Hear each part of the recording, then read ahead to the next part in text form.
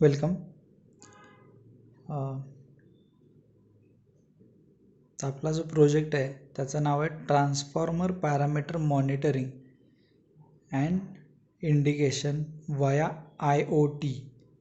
आता IoT म्हणजे काय, तर इंटरनेट ऑफ थिंग्स. म्हणजे काय, तर इंटरनेटला काही डेटा पाठवला जातो किंवा इंटरनेटवरून डेटा घेतला जातो, त्याला आपण म्हणतो IoT. आता इंटरनेटला डेटा पाठवायचा तर कुठं पाठवायचा, तर त्यासाठी जसं आपल्याला एखादं पत्र पाठवायचं आहे तर एखादा ॲड्रेस असावा लागतो, तसंच इंटरनेटला डेटा पाठवायचा असेल किंवा इंटरनेटवरून डेटा घ्यायचा असेल तर आपल्याला एखादा ॲड्रेस लागणार किंवा त्यालाच आपण वेबसाईट म्हणतो किंवा वेब सर्वर म्हणतो. तर एखाद्या वेब सर्वरला हा डेटा जो आहे तो पाठवावा लागतो और एखाद्या वेब सर्वरवरून डेटा घ्यावा लागतो. तर असं इंटरनेटची जे डेटा ट्रान्समिशन रिसेप्शन होतं त्याला म्हटलं जातं IoT किंवा इंटरनेट ऑफ थिंग्स. तर आपला जो प्रोजेक्ट आहे हा बेसिकली काय आहे, तर ट्रान्सफॉर्मर पॅरामीटर मॉनिटरिंग. आता ट्रान्सफॉर्मर पॅरामीटर मॉनिटर करण्याची काय गरज आहे, तिथून या प्रोजेक्टची सुरुवात होते.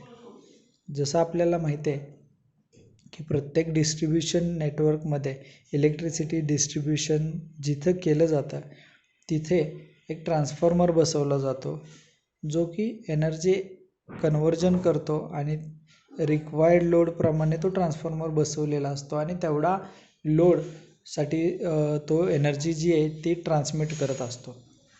आता काही वेळेला काय होतं, तर त्या ट्रान्सफॉर्मरवरचा लोड वाढल्यामुळं त्याला मिळणारे त्याच्या थ्रू फ्लो होणारी एनर्जी आहे किंवा पॉवर आहे ती वाढते आणि काही वेळेला रेटेडपेक्षा पॉवर त्याच्या थ्रू फ्लो होणारी वाढते. पॉवर जर त्याच्या थ्रू फ्लो होणारी वाढली तर साहजिकच त्याच्यामध्ये कॉईल असते किंवा कॉपर कॉईल असते, तर ती गरम होते. ट्रान्सफॉर्मरचं टेम्परेचर वाढतं. हे टेम्परेचर वाढलेलं कमी करण्यासाठी किंवा हीट डिसिपेट करण्यासाठी ट्रान्सफॉर्मरमध्ये ऑइल असतं. मग ऑइल काय करतं, ही हीट ॲब्सॉर्ब करतं आणि एन्व्हायरमेंटमध्ये ती डिसिपेट करतं आणि त्यामुळं ते ट्रान्सफॉर्मरचं टेम्परेचर जे आहे ते मेंटेन केलं जातं. त्याचबरोबर ट्रान्सफॉर्मरला ओव्हर व्होल्टेज आलं तरीही ट्रान्सफॉर्मर डॅमेज होऊ शकतो. त्याचबरोबर जर ट्रान्सफॉर्मरमधून एक्सेसिव्ह एनर्जी फ्लो झाली तर जसं मी म्हटलं त्याप्रमाणे ट्रान्सफॉर्मर गरम होतो आणि ती हीट गरम झाल्यानंतर ती हीट डिसिपेट करण्यासाठी ऑइल वापरलेलं आहे, त्याच्यामध्ये ऑइल असतं जे कूलिंगचं काम करतं. पण जर ती ऑइल लेवल कमी झाली तर ट्रान्सफॉर्मर ओव्हरहीट होऊ शकतो आणि तो ट्रान्सफॉर्मर बर्न होतो किंवा थोडक्यात जळतो आणि त्याची कॉईल जी आहे ती जळून जाते आणि ट्रान्सफॉर्मर डॅमेज होतो आणि ट्रान्सफॉर्मर रिप्लेस करावा लागतो, त्याची कॉस्ट खूपच जास्त असते. हे सगळे मुद्दे लक्षात घेता ट्रान्सफॉर्मरला डॅमेज करणाऱ्या कोणत्या गोष्टी आहेत, तर एक ओव्हर व्होल्टेज किंवा त्याच्या थ्रू फ्लो होणारी पॉवर, जास्त पॉवर त्याच्या थ्रू फ्लो होते त्यामुळं. दुसरं, ट्रान्सफॉर्मरचं मधलं ऑइल लेवल कमी झाली, ऑइल लेवल कमी झाल्यामुळे त्याचा टेम्परेचर वाढेल आणि टेम्परेचर वाढल्यामुळे तो जळेल आणि खराब होईल.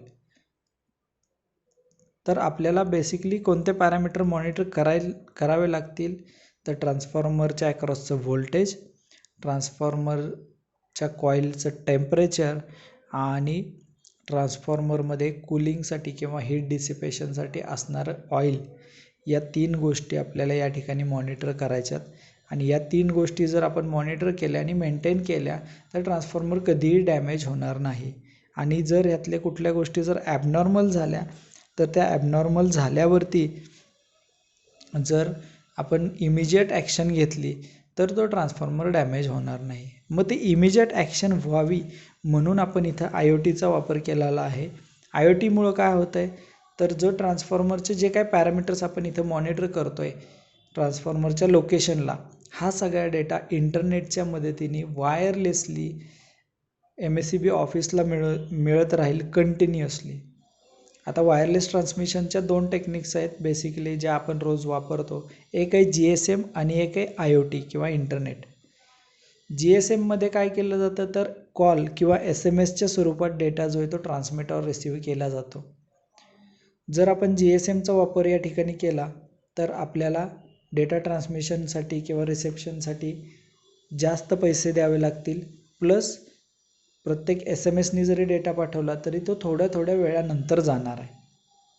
त्याच्याऐवजी इंटरनेट किंवा IoTचा जर आपण वापर केला तर IoT किंवा इंटरनेटसाठी आपल्याला फार कमी पैसे लागतात त्याच्या थ्रू डेटा ट्रान्समिट करण्यासाठी किंवा रिसीव्ह करण्यासाठी, आणि 24 तास लाईव्ह डेटा आपल्याला IoT थ्रू मिळू शकतो. म्हणून आपण इथं IoTचा वापर केलेला आहे. आता ज्या वेळेला इथं जे काय पॅरामीटर्स मेजर होतील तर ते IoT थ्रू MSAB ऑफिसच्या सर्व्हरला मिळतील आणि तिथं त्या पर्टिक्युलर ट्रान्सफॉर्मरच्या कोड नंबरसहित तो डेटा जो आहे तो तिथं डिस्प्ले होत राहील. आणि जर कुठल्या ट्रान्सफॉर्मरचे पॅरामीटर ॲबनॉर्मल झाले तर इमिजिएटली त्या सर्व्हरला किंवा सर्व्हर मॉनिटर करणाऱ्या व्यक्तीला तो डेटा मिळून जाईल, तर तो इमिजिएटली त्याच्यावर करेक्टिव्ह ॲक्शन्स घेऊ शकतो. ऑइल लेवल कमी झाले असेल तर फिल करू शकतो आणि ट्रान्सफॉर्मर जो आहे तो डॅमेज होण्यापासून वाचवू शकतो. जेणेकरून डॅमेजमुळं होणारी कॉस्ट, रिप्लेसची कॉस्ट आणि मग इतर सगळ्या कॉस्ट ज्या रिप्लेसमेंटच्या आहेत, लेबर कॉस्ट आहेत, ह्या सगळ्या वाचतील. आणि प्लस जो लोकांना होणारा इलेक्ट्रिसिटी शटडाऊनमुळं होणारा त्रास आहे आणि कदाचित ट्रान्सफॉर्मर जर बर्न झाला तर त्यामुळे इतर लोकांना, आसपासच्या लोकांना जर काही त्रास झाला तर ते त्रास पण किंवा हजार्ड्स जे आहेत ते आपण इथं वाचवू शकतो. आता हे करण्यासाठी रिअल ट्रान्सफॉर्मर तर आपण घेऊ शकत नाही आहे टेस्टिंगला किंवा मॉडेलसाठी. त्यामुळं आपण काही गोष्टी ज्या आहेत त्या इथं व्हर्च्युअली टेस्ट करून पाहणार आहे. जसं ट्रान्सफॉर्मरचं टेम्परेचर आहे तर त्यासाठी आपण टेम्परेचर सेन्सर लावलेला आहे, पण आपल्याकडे मोठं ट्रान्सफॉर्मर नाही आहे तर आपण या सेन्सरला डायरेक्टली टेम्परेचर जास्त करून कमी करून बघणार आहे आणि काय ऑपरेशन्स होत आहेत ते बघणार आहे. ऑइल लेवल ट्रान्सफॉर्मरमधली मॉनिटर करायची आहे तर ऑइल लेवल सेन्स करण्यासाठी किंवा ऑइलसाठी आपण काय रिअल ट्रान्सफॉर्मर वापरू शकत नाही आहे. म्हणूनसाठी इथं आपण काय करणार आहे तर इथं आपण एक जार घेतलेला आहे ज्याच्यामध्ये आपण पाणी ओतून त्याची लेवल कमी जास्त करणार आहे. आणि इथं आपण एक फ्लोट सेन्सर वापरलेला आहे जो की पाणी आलं तर वरती जातो तरंगत आणि पाणी नसेल तर पाणी खाली गेलं की तो ऑटोमॅटिकली खाली जाईल. थोडक्यात ऑइल लेवल वरती असेल तर हा वरती राहील, ऑइल लेवल खाली गेले तर हा खाली जाईल.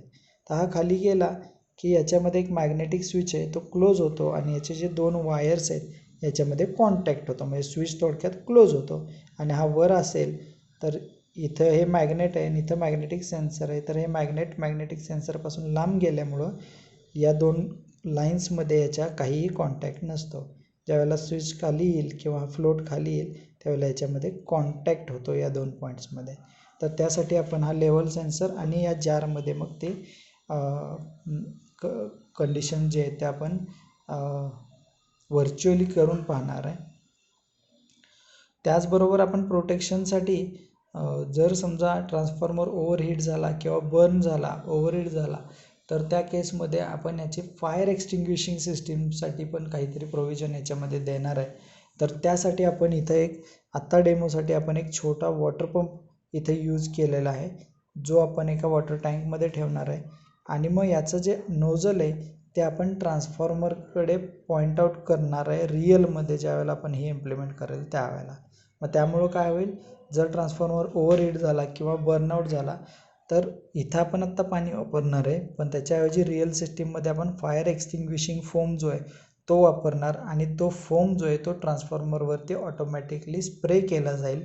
जेणेकरून ट्रान्सफॉर्मर जळायला लागला असेल किंवा पेटला असेल तर तो विझवण्याचं कामसुद्धा इथून डायरेक्टली ही सिस्टीम जी आहे ती ऑटोमॅटिकली करणार आहे. आत्ता आपण याच्यातून पाणी स्प्रे करून दाखवणार आहे वर्किंग याचं करून. तर अशा पद्धतीने ही सगळी सिस्टीम चालणार आहे. आता प्रत्येक पार्ट सिस्टीममधला इन डिटेलमध्ये बघूया.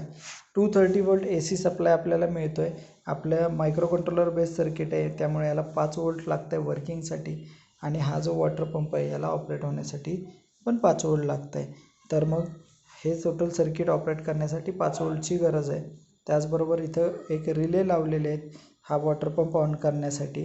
तर त्यासाठी हा रिले लावला आहे. रिले 12 व्होल्टचा आहे, त्यामुळे रिले ऑपरेट करण्यासाठी 12 व्होल्टची गरज आहे. म्हणून आपण इथे एक ट्रान्सफॉर्मर वापरलेला आहे, जो की एक स्टेप डाऊन ट्रान्सफॉर्मर आहे. 230 व्होल्टचं 12 व्होल्टमध्ये कन्व्हर्जन करतो आहे. 230 volt AC to 12 volt AC हा कन्व्हर्जन करतो आहे. ACचं DCमध्ये कन्व्हर्जन करण्यासाठी आपण इथं रेक्टिफायर वापरलेला आहे, ब्रिज रेक्टिफायर, जो 12 व्होल्ट ACचं 12 व्होल्ट DCमध्ये कन्व्हर्जन करतो. त्याचं प्युअर DCमध्ये कन्व्हर्जन करण्यासाठी इथं आपण फिल्टर कॅपॅसिटर वापरलेला आहे. आणि मग त्याच्या पुढं इथं आपल्याला जे मिळतं आहे ते 12 व्होल्ट अनरेग्युलेटेड व्होल्टेज असतं. तर तेच व्होल्टेज रेग्युलेट करण्यासाठी आपण इथं 7812 हा 12 व्होल्टचा रेग्युलेटर वापरलेला आहे. या रेग्युलेटरच्या आउटपुटला इथं आपल्याला 12 व्होल्ट रेग्युलेटेड मिळतं, जे की आपण इथं वायर कनेक्ट करून रिलेजना दिलेला आहे. त्याचबरोबर त्याच्या पुढं आपण एक 7805 हा 5 व्होल्टचा रेग्युलेटर इथे यूज केलेला आहे, जो 12 व्होल्टचं परत 5 व्होल्टमध्ये कन्व्हर्जन करतो आहे. आणि त्याच्या पुढे एक फिल्टर कॅपॅसिटर अजून वापरलेला आहे आपण, जेणेकरून सर्ज वगैरे प्रोड्यूस झाली तर इथंच इलिमिनेट व्हावी. आणि मग हे 5 व्होल्ट जे आहे ते आपण मायक्रो कंट्रोलर, LCD, ADC आणि आपला IoT मॉड्यूलला दिलेला आहे. इथं आपण बघू शकतो 8051 मायक्रो कंट्रोलर बेस सिस्टीम आहे, कारण आपल्याकडे मल्टिपल सेन्सर्स आहेत, मल्टिपल गोष्टी मॉनिटर करायच्या आहेत, डेटा कन्व्हर्जन करायचं आहे, डेटा कम्युनिकेशन करायचं आहे. त्यामुळे इथं कंट्रोलर वापरणे हे फारच गरजेचं आहे, म्हणून आपण कंट्रोलर वापरलेला आहे. 8051 सिरीजमधला 89C51 हा कंट्रोलर आपण इथं वापरलेला आहे. कुठल्याही कंट्रोलरला वर्क होण्यासाठी क्लॉक पल्सेसची गरज असते, आणि त्या क्लॉक पल्सेस देण्यासाठी 18-19 नंबरच्या पिन्स असतात. त्या पिन्सना क्लॉक पल्सेस देण्यासाठी इथं आपण पाहू शकतो एक स्टीलचं डिव्हाइस दिसतं आहे, हे आहे क्रिस्टल ऑसिलेटर. तर क्रिस्टल ऑसिलेटर जो आहे तो आपण इथं कंट्रोलरला जोडला आहे. हा क्रिस्टल ऑसिलेटर या कंट्रोलरला 11.0592 मेगाहर्ट्जच्या पल्सेस प्रोव्हाइड करतो. कंट्रोलर या पल्सेसवरती वर्क होतं. तसंच कंट्रोलर ज्या वेळेला ऑन होईल त्यावेळेला कंट्रोलर रिसेट होणं गरजेचं आहे, आणि तो कंट्रोलर ऑटोमॅटिकली रिसेट करण्यासाठी इथं एक कॅपॅसिटर आणि एक रेजिस्टर हे जोडलेले आहेत. हे आहे पॉवर ऑन रिसेट सर्किट. ज्या वेळेला सप्लाय ऑन होतो त्यावेळेला कंट्रोलर ऑटोमॅटिकली रिसेट होतो. कंट्रोलर रिसेट का करायचा आहे, तर कंट्रोलर रिसेट नाही झाला तर कंट्रोलर हँग होतो आणि कुठलाच प्रोग्रॅम रन होणार नाही. कंट्रोलर रिसेट केला तर प्रोग्रॅम एक्झिक्युशन पहिल्यापासून सुरू होतं आणि कंट्रोलर नॉर्मल ऑपरेशन करतो. कधी आपल्याला वाटलं की मॅन्युअली कंट्रोलर रिसेट करायची गरज आहे, तर इथं एक स्विच दिलेला आहे, हा प्रेस करून आपण कंट्रोलरला मॅन्युअली पण रिसेट करू शकतो. जर काय ॲबनॉर्मल कंडिशन जनरेट झाल्या तर व्हिज्युअली इंडिकेट करण्यासाठी इथं आपण 16:2 LCD जोडला आहे. याच्यावरती व्होल्टेज, टेम्परेचर आणि ऑइल लेवल या 3 व्हॅल्यूज कंटिन्युअसली हे दाखवणार आहे. LCD हा जो आहे हा 16:2 आहे, कारण याच्यामध्ये एका लाईनवर 16 कॅरेक्टर्स डिस्प्ले होतात. अशा 2 लाईन्स आहेत, म्हणून याला 16:2 LCD म्हटलं जातं. LCDला टोटल 16 लाईन्स आहेत. यातल्या पहिल्या 2 आणि शेवटच्या 2 या सप्लायच्या आहेत. 3 नंबरची जी पिन असते ते कॉन्ट्रास्ट ॲडजस्ट असते. LCDवर जी अक्षरं दिसतात ती डार्क किंवा फेंट करण्यासाठीची 3 नंबरची पिन आहे. या पिनला मिळणारं व्होल्टेज कमी किंवा जास्त केलं तर कॉन्ट्रास्ट कमी जास्त होतो. हे करण्यासाठी आपण इथं एक पोटेन्शियोमीटर लावलेला आहे. इथं बघू शकताय तुम्ही, हा पोटेन्शियोमीटर आहे. तर हा पोटेन्शियोमीटर VCC ग्राउंडमध्ये जोडला आहे आणि याचं व्हेरिएबल टर्मिनल LCDच्या 3 नंबरच्या पिनला जोडलेला आहे. त्यामुळं हा पोटेन्शियोमीटर व्हॅरी केला की LCDच्या कॉन्ट्रास्ट पिनला मिळणारं व्होल्टेज व्हॅरी होतं, आणि त्यामुळे ह्याच्यावर दिसणारे अक्षरं डार्क किंवा फेंट होतात. त्यानंतर राहिलेल्या 10 पिन, यातल्या 2 पिन्स ज्या आहेत या कंट्रोल लाईन्स असतात, ज्याच्यावरून LCDचं ऑपरेशन कंट्रोल केलं जातं. आणि 8 लाईन्स ज्या आहेत या डेटा लाईन्स आहेत. जो डेटा आपल्याला डिस्प्ले करायचा आहे तो त्या डेटा लाईन्सवरती दिला जातो. तर LCD आपण पोर्ट 0 आणि पोर्ट 2ला कनेक्ट केलेला आहे. पुढे तुम्ही बघू शकता कंट्रोलरला जो काय डेटा आला पाहिजे तो डिजिटल असला पाहिजे. पण इथं जर आपण बघितलं तर आपण वापरलेला टेम्परेचर सेन्सर, व्होल्टेज मेजरमेंटसाठी आपण वापरलेलं व्होल्टेज सेन्सर,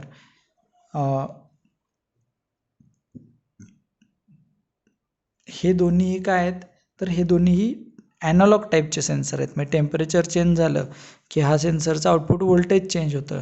इथं टेम्परेचर मेजरमेंटसाठी आपण LM35 हा टेम्परेचर सेन्सर वापरलेला आहे, जो की -50 to 120 डिग्रीपर्यंत चालतो. तर हा सुद्धा काय करतो, ह्याचा आउटपुटसुद्धा ॲनालॉग आहे. 10 मिलीवोल्ट पर डिग्री सेल्सिअस हे त्याचं रेझोल्युशन आहे. म्हणजे 1 डिग्रीने टेम्परेचर चेंज झालं की 10 मिलीवोल्टने याचं आउटपुट चेंज होतं, म्हणजे ॲनालॉग आहे. तसंच व्होल्टेज जे काय येतं आहे AC व्होल्टेज ते पण ॲनालॉग आहे. तर त्यामुळं कंट्रोलरला जर ते द्यायचं असेल तर ॲनालॉगचं डिजिटल केलं पाहिजे. म्हणून इथं आपण ADC analogue to digital converter जो आहे तो यूज केलेला आहे. इथं ADC 0804 हा सिंगल चॅनल ADC आपण यूज केलेला आहे आणि त्याचं जे कन्व्हर्जन डिजिटल लाईनमध्ये येईल ते आपण पोर्ट 1ला जोडलेलं आहे. ठीक आहे. तर त्यासाठी आपण हा ADC वापरला आहे. ADC काय करतोय, व्होल्टेज सेन्सर आणि टेम्परेचरचं कन्व्हर्जन जे आहे ते ॲनालॉगमधून डिजिटल करून कंट्रोलरला देतो आणि मग ते डिजिटल व्हॅल्यूज कंट्रोलरला कळू शकतात आणि मग तो डिस्प्ले करू शकतो आणि त्याच्यावर डिसिजन घेऊ शकतो.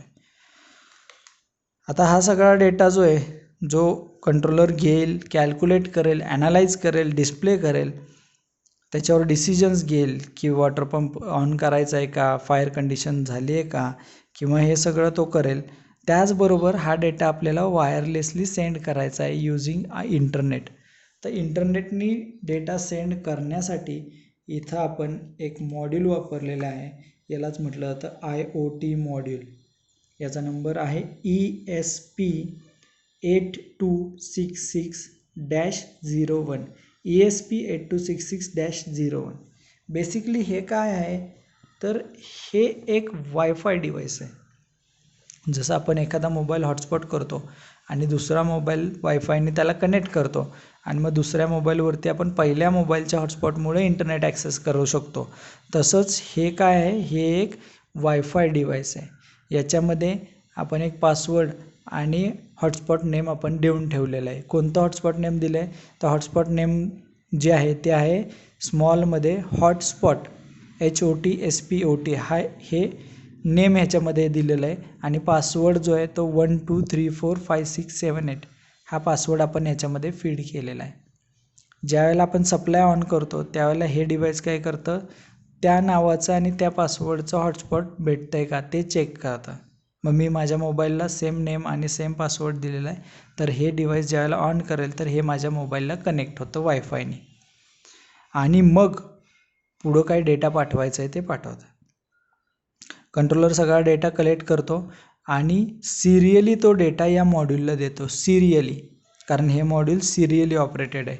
9600 बॉड रेटवरती हे दोन्ही ऑपरेट होतात आणि हा डेटा सिरियली याला देतो आणि हा डेटा मग इंटरनेटला पाठवतो.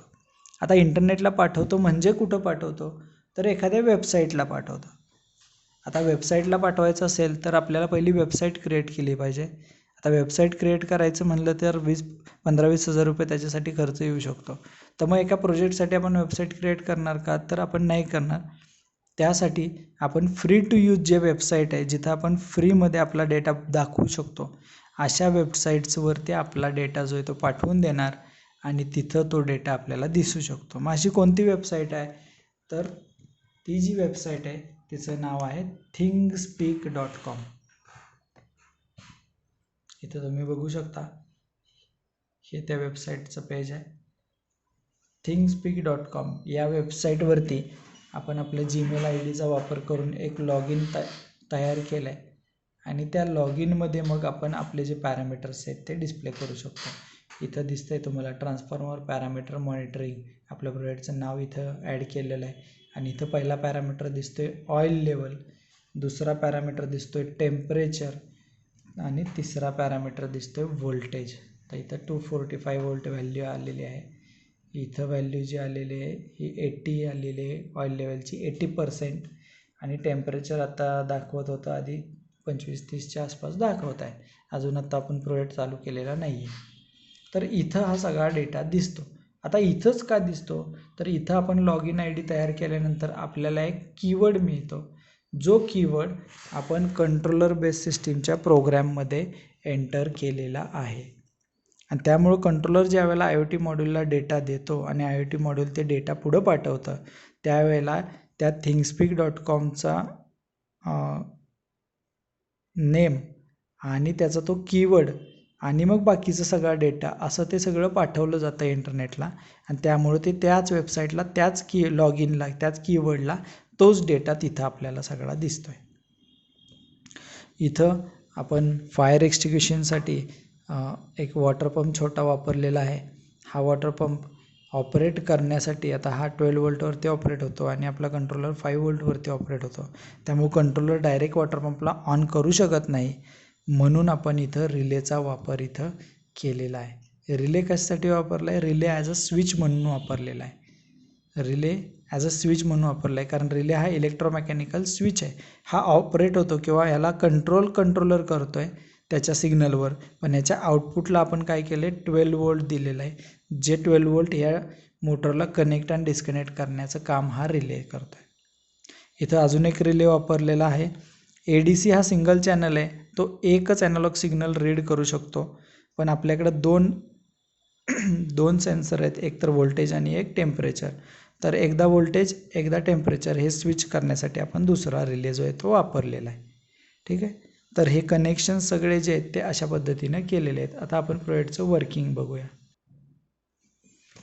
तुम्ही बघू शकता इथं प्रोजेक्टचं नाव आलेलं आहे.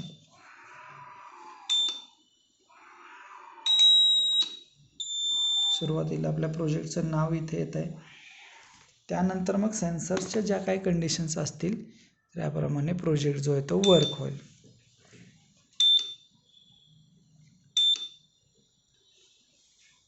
आता तुम्ही बघू शकता LCD वरती जर पॅरामीटर्स आपण बघितले तर टेम्परेचर दाखवतं 28, व्होल्टेज 245 आणि लेवल जी आहे ती लो दाखवत आहे या ठिकाणी.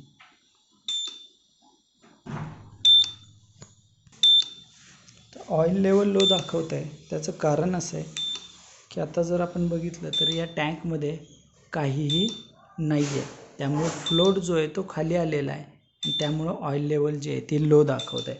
आता मी ह्याच्यामध्ये पाणी ओततो आहे.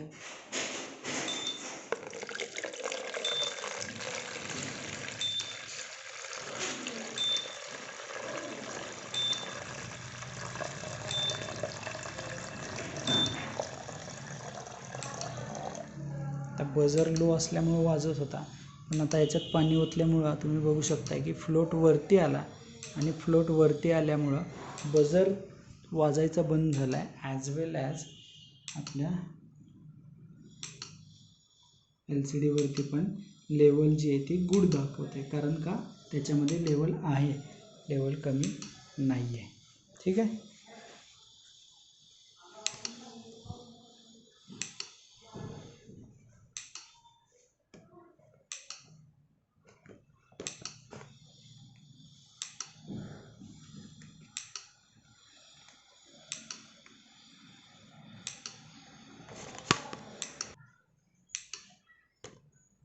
आता इथं टेम्परेचर सेन्सरची कंडिशन आपण सिम्युलेट करून बघणार आहे की टेम्परेचर सेन्सर ज्या वेळेला गरम होईल त्यावेळेला काय काय होतं आहे. तर टेम्परेचर सेन्सर गरम झाला की LCD वरती तसे व्हॅल्यूज दाखवतील, बजर ऑन होईल आणि त्याचबरोबर वॉटर पंप पण ऑन होणार आहे. वॉटर पंप पण ऑन होईल, जेणेकरून कंडिशन कोणती सिम्युलेट होते तर ट्रान्सफॉर्मर गरम झाला किंवा अति गरम झाला त्यावेळेला मग फायर एक्स्टिंग्विशिंग मेकॅनिझम जे आहे ते आपलं ऑन होणार आहे. आता या केसमध्ये टेम्परेचरला हीट देण्यासाठी मी सोल्डर गनचा वापर करतो. सोल्डर गन गरम करून घेतलेली आहे मी इथं आणि मी टेम्परेचर सेन्सर सोल्डर गनच्या जवळ नेतो आहे. तर टेम्परेचर जे आहे ते आता 28पासून पुढं वाढायला लागलेलं आहे. 31, 37, 41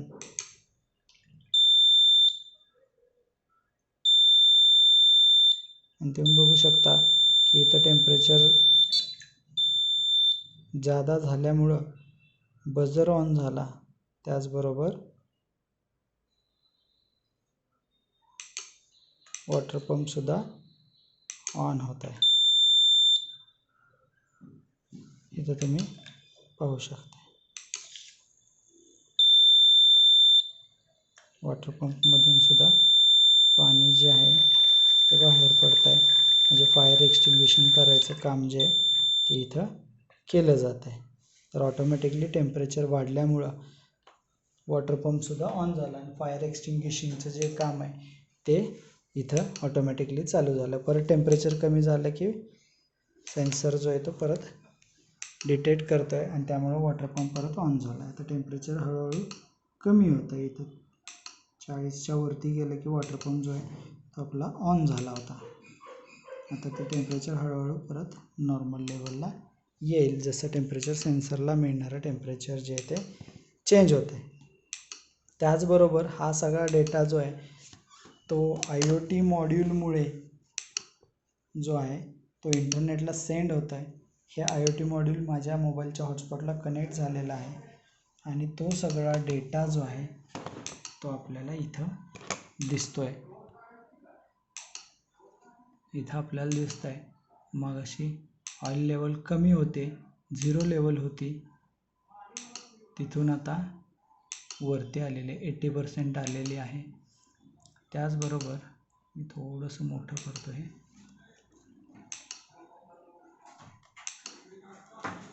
आपण बघू शकता आधी टेम्परेचर होतं 26, त्यानंतर ते वाढलं 27, 28, आता परत ते कमी झालेलं आहे. ठीक आहे. तसंच इथं आपण बघू शकतो व्होल्टेज काही चेंज नाही झालेलं, त्यामुळे व्होल्टेजची व्हॅल्यू जी आहे ती 245च्या आसपासच कंटिन्युअसली राहते आणि दर 30 सेकंदाला हे व्होल्टेज वाढते. व्होल्टेज जे आहे ते अपडेट होतं आहे. जो डेटा जो आहे तो दर 30 सेकंदाला अपडेट होतो आहे. तर इमिजिएटली आपल्याला डेटा जो आहे तो इथं मिळून जात आहे. तर अशा पद्धतीनं सगळा डेटा जो आहे तो इंटरनेटवरती आपल्याला इमिजिएटली मिळून जाईल या सिस्टीमच्या मदतीमुळे. तर आपला प्रोजेक्ट जो आहे तो अशा पद्धतीने वर्क होतो आहे.